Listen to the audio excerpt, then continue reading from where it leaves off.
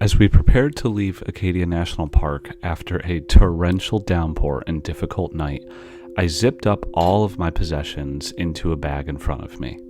Let's see what is wet. The backpacks. Are they wet? Yes. The car. Is it wet? Yes. The tent. I think that's your answer. As I hoisted what was still a too heavy backpack onto my weary shoulders, with sweat already beating down my skin in the humidity, I stared down at my feet and gave them a silent pep talk. You know what to do. Take me forward. Take me to beautiful places. The rest will follow. I have become too comfortable with my possessions. An understood problem of wealth.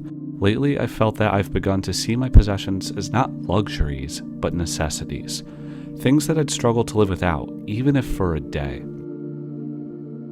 To be honest, that recognition made me feel like I'm becoming a weaker person, like I'm getting soft. Now I've become so accustomed to trying to consume my way out of problems that my sense of self-agency has begun to wither. As someone who used to spend days on end living minimally in nature, I was actually asking myself, can I really live that simply? Once I realized that I was not happy with how I was living and how much I was consuming, I decided to go on a cleanse of sorts. I knew that I needed to prove to myself that I didn't need all of these things, and that I could survive, thrive even, with the bare minimum. I could have an uncomfortable and simple experience and still feel alive, safe, and full of energy. As someone who has been long drawn to minimalism, I know from experience that it can be difficult to get started.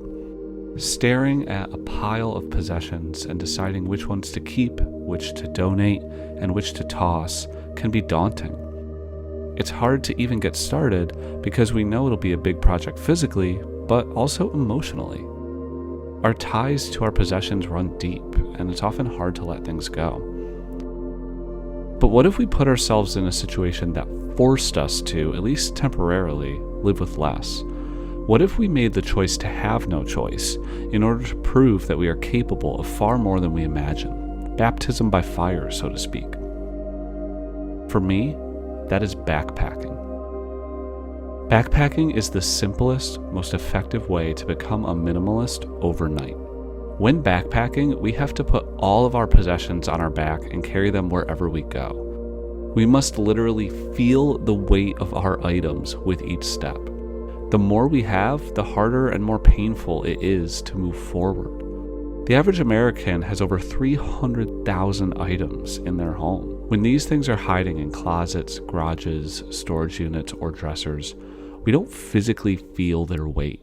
Psychologically, sure, but it's easy to keep all of those things because they aren't making us physically uncomfortable. Backpacking challenges this. Every single item put into our pack is guaranteed to add physical strain to our experience. I used to pack for every what-if scenario in order to feel safe and secure. But while the bears, starvation, or dehydration never came, the aches in my joints and muscles definitely did. On my trip to the Cutler Coast in eastern Maine, I knew going in that I wanted this to be a cleanse of sorts. I knew I needed to pare down, embrace simplicity, and believe that I could do hard things again. And if I'm being honest, I went through some struggles on this trip. It was hot and humid. The terrain was more difficult than expected. Despite packing less, I still packed too much. And the mosquitoes were absolutely horrific. There were times where I wanted to quit and go back to the car, drive to a restaurant, and head home to sleep in my own bed. Whenever those thoughts arose, though, I told myself to look up and around. I was in one of the most beautiful places on earth. It was rugged, clear, clean, untouched, and untainted by human civilization. And the only way to get here was, quite frankly, to do something difficult, to trek out into the wilderness. And even if I did leave, I'd have to hike all the way back anyway. So I might as well spend the night in one of the most pristine environments I've ever seen. As time went on, the initial confinement of this enforced minimalism actually became freeing. I went from feeling indignant and vulnerable to garnering a sense of strength and accomplishment. The benefits I'd been hoping for from this trip were starting to seep in. As soon as I was able to see past the spoiled, childish part of my mind, I began truly experiencing the benefits of this journey. I was loving having less. I didn't need my phone or social media because cooling off in the brisk North Atlantic waters was invigorating enough to make me feel alive. And I didn't need a comfy bed to be happy because the sunrise I saw the following morning was so beautiful it didn't even seem real. What I recognized is that my possessions are not a prerequisite for happiness or a life well lived. In fact, I was feeling extremely happy and fulfilled by temporarily ditching most of them. Backpacking shows us that we can and probably should live with less. Finally got to the site, and this is not an easy hike. I thought it would be. It's on the coast, it's pretty flat, but it's a ton of up and down. Really rugged terrain, super muddy, a lot of bugs, tons of mosquitoes. So we are very happy that we got the site that we did because it was rough going, but it's also beautiful. So worth it in the end. When we're forced to only bring what's essential, we need to look at every single item in a new way to determine its inherent value. Even though I packed light on this trip, I could still bring fewer items. In fact, I'm actually excited for my next trip so I can see how I manage with even less. And by being forced to living with only the essential, we prove to ourselves that it's actually possible. Suddenly, the softness, the complacency, the wimpishness that pervades modern life melts away.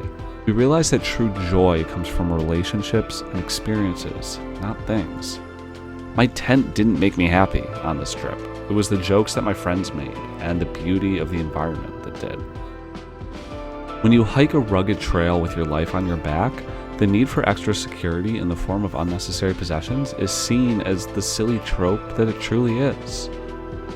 What garnered happiness was the sun on my skin, the feeling of the breeze, the smell of the fresh ocean mist, the camaraderie of my friends.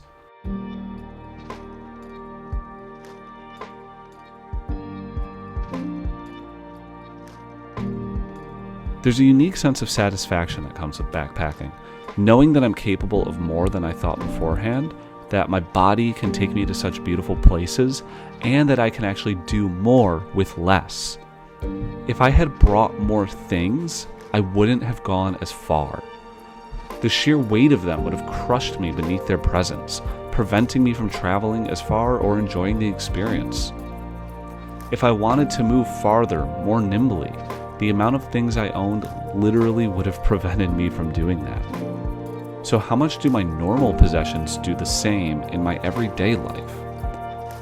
I can't help but wonder. Sometimes a drastic change can lead to more lasting results.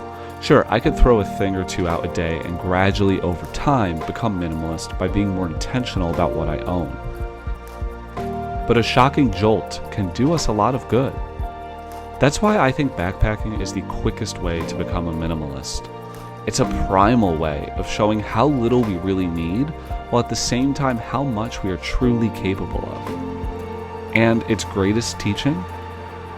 We get farther with less. So if you're looking to get into minimalism but are struggling to commit, I recommend spending a night out in nature with everything you need on your back. Hopefully, you'll return a stronger, more balanced, more confident person. And no thing can do that for you.